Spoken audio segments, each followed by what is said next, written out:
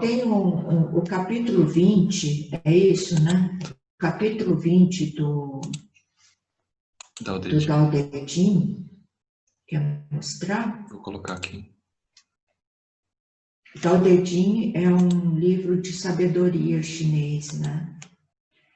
O Tao Te Ching foi escrito por Lao Tzu, que é um filósofo chinês de 400 e poucos anos antes de Cristo, né? E todo esse conhecimento dele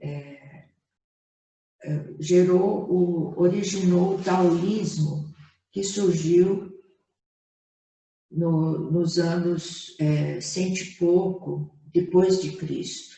Né? O taoísmo segue os ensinamentos do Tao Te Ching, né? Então, esse capítulo 20 é bem interessante porque a primeira vez que eu li ele eu achei meio estranho, porque parecia uma pessoa se reclamando, sabe, se vitimizando. Ele fala assim: a multidão eufórica se agita com prazer como em uma festa na prisão. Aí, esse daí eu entendi que as pessoas estão festejando, mas estão presas no corpo, né? Nos desejos do corpo. Ou estão festejando como se subissem as montanhas para festejar na primavera. Eu sozinho permaneço quieto sem festejar, como um bebê que ainda não sabe como sorrir, desamparado sem ter para onde ir. Todos parecem ter em abundância, só eu nada possuo. Sou uma pessoa com coração ingênuo, todos vivem lúcidos. Eu solitário pareço confuso. Todos são espertos e têm opinião própria. Eu solitário sou ignorante sem opinião. Plácido como a vastidão do mar, fluindo como o vento que sopra sem cessar. Todos os homens fazem-se úteis. Eu, solitário, sou tosco e sem utilidade. Sou diferente. Valorizo o alimento da mãe. O que vocês acharam desse poema? À primeira vista parece que ele está reclamando, né? Mas no final ele fala: sou diferente, valorizo o alimento da mãe. Quando você se sente diferente, às vezes a gente já sentiu diferente na vida, né? Quando você está buscando coisas que ninguém busca, ou quando você dá importância para coisas que ninguém dá importância, você se sente diferente, não sente? Você não sente sozinho, você sente que você não, que todo mundo está bem, que todo mundo se diverte, menos você, etc. Muitas vezes a gente se sente assim, né?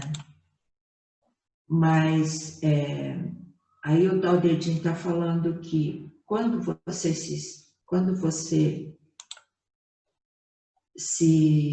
destaca de todo esse movimento externo que vai para um lado e como se estivesse na contramão, é aí que você vai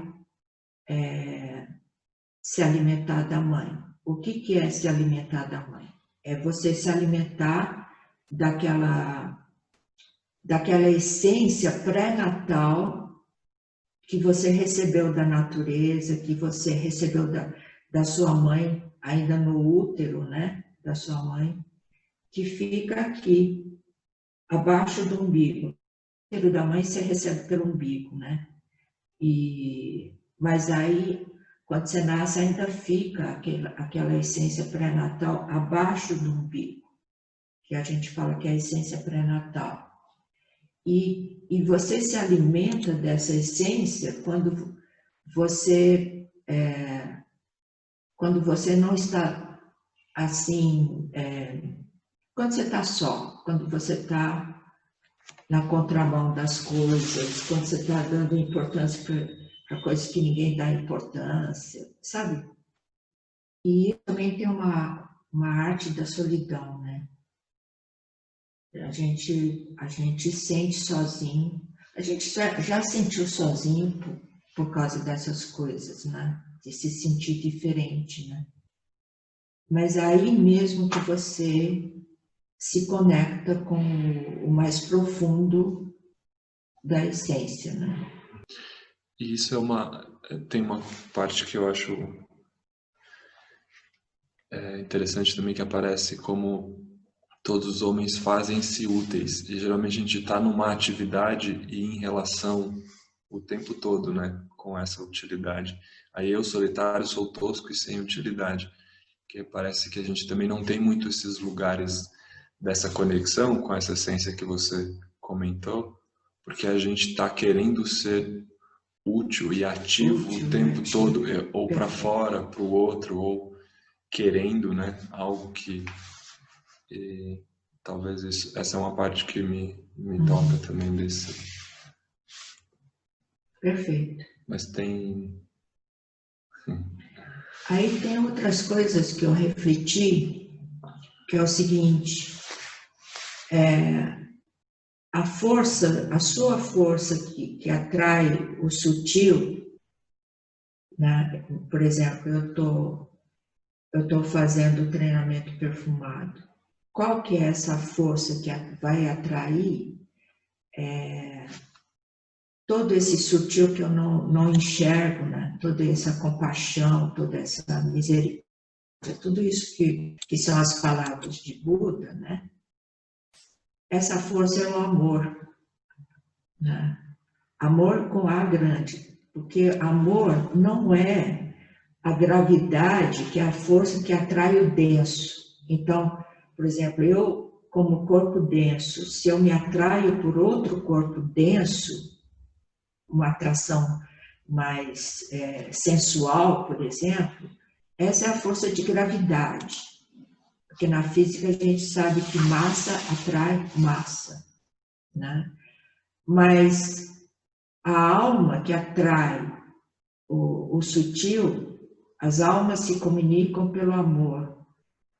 E não tem restrição de espaço-tempo. Por exemplo, um amor de mãe em relação ao seu filho, ou à sua filha, à sua criança, ela se comunica pelo amor. Esse filho ou filha pode estar distante, né? Ou pode ter feito uma transição já, mas não importa. O amor continua. Assim como o silêncio vai atrair a música cósmica, né? Sabendo da sua alma, se você tem alma, você sabe desse amor que vai ligar com tudo que é sutil, né?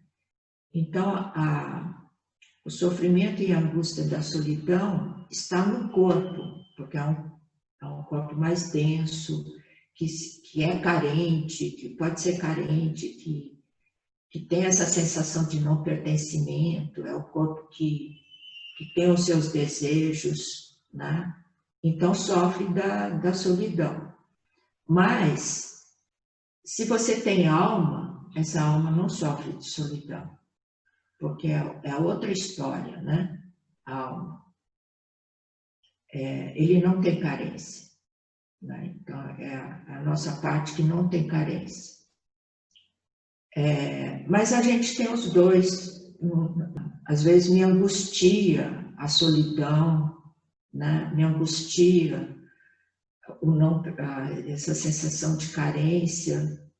Mas como eu tenho o outro lado também, eu posso equilibrar. Eu tenho também uma alma que também não tem carência. Então isso equilibra, entendeu? Porque não é dizer que eu não tenho corpo, não tenho desejo, não tenho carência. Eu tenho, entendeu? Mas eu preciso ter uma alma que me amenize isso.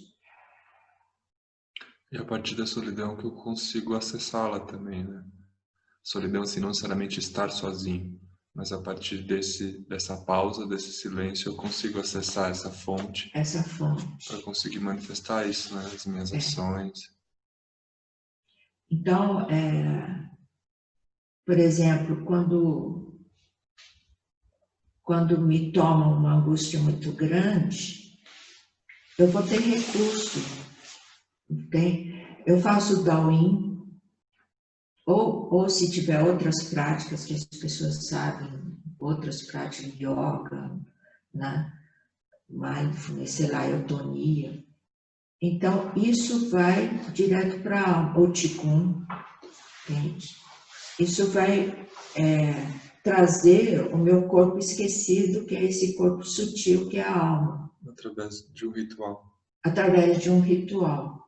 Tem que ser um ritual, porque o ritual abre um espaço sagrado, né? E ela vai fazer com que essa carência, esse sofrimento, etc., não transborde. Não é que eu não vou sentir, mas ela vai empalidecer essa carência, entendeu? Esse sofrimento. E aí no outro...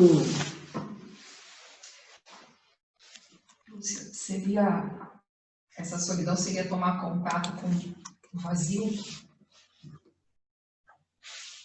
que tem em você e que propicia essa...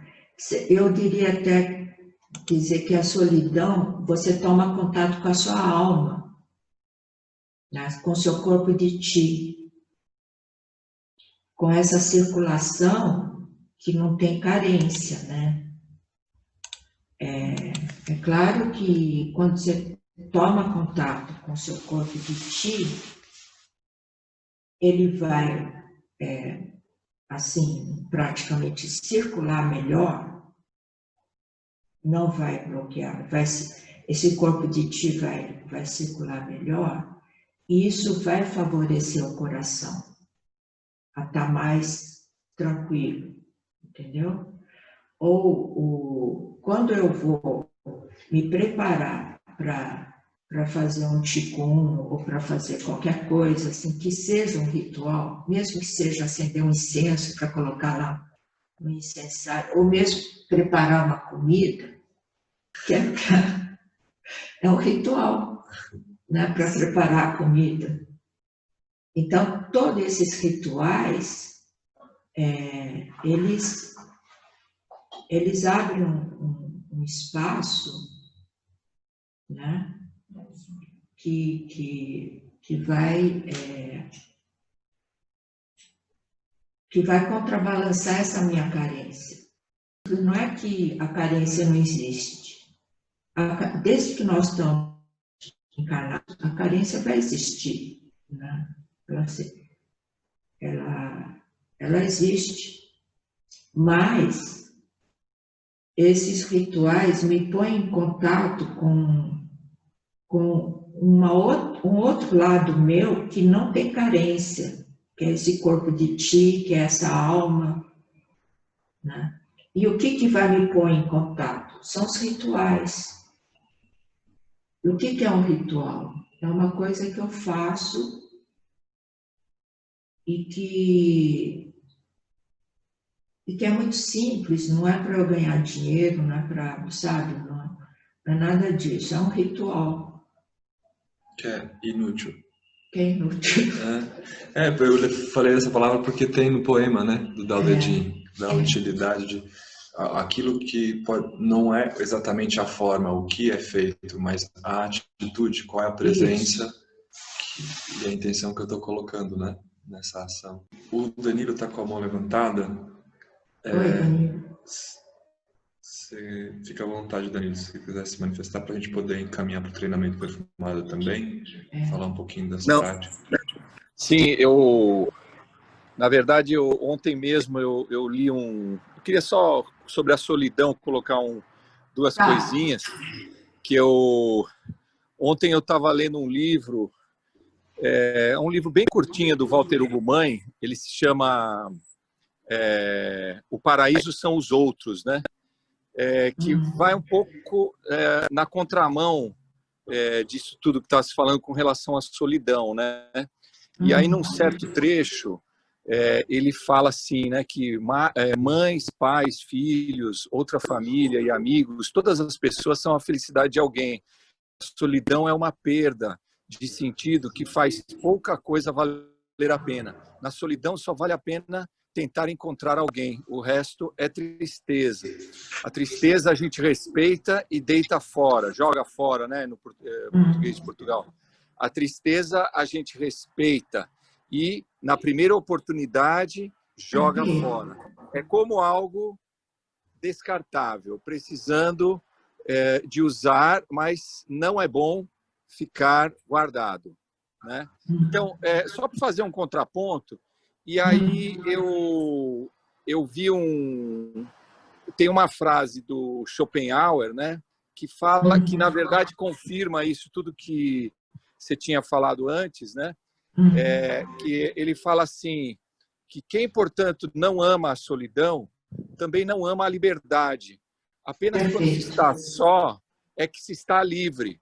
Cada um fugirá, suportará ou amará a solidão na proporção exata do valor da sua personalidade, pois na solidão o indivíduo mesquinho sente toda a sua mesquinhez, o grande espírito toda a sua grandeza. E, numa palavra, cada um sente o que é.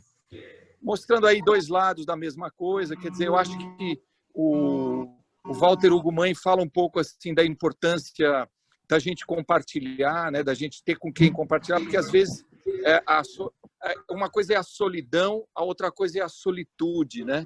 Isso também faz a diferença, né?